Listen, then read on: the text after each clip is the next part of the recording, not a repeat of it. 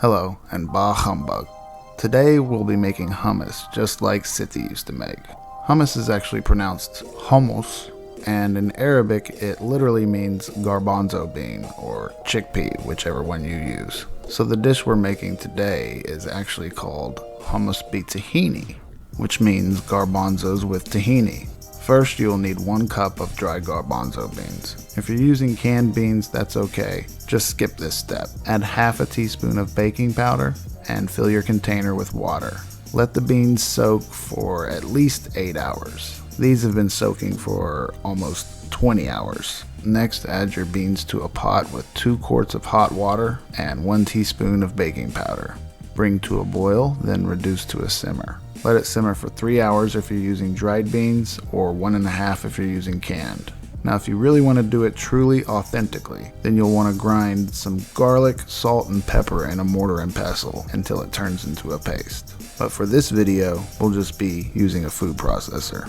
Back to the beans. After 3 hours, the water will be almost gone, but nothing should be stuck to the bottom of the pot. Strain the beans, saving the leftover water. In a food processor, add 5 cloves of garlic for about 20 seconds. Now scrape the edges and add 2 teaspoons of salt and a little bit of the saved bean water, about 2 tablespoons.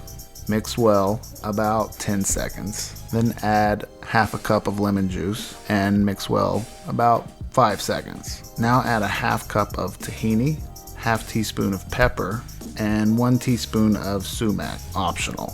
Mix well, about 15 seconds. Next, add your beans. Mix well, about 30 seconds. Now add a little bit more of the preserved bean water. Mix well, about 30 seconds again. And you'll just want to keep repeating this until it reaches the desired creaminess or consistency that you're looking for. Now, while I may have been cooking for 30 years, I've only been recording videos for about 30 minutes. So I apologize for the horrible quality of this shot. Garnish with a little bit of extra virgin olive oil, and I also like to garnish with a little bit of za'atar as well.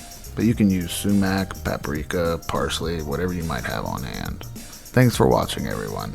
Goodbye, good night, and as always, bah humbug.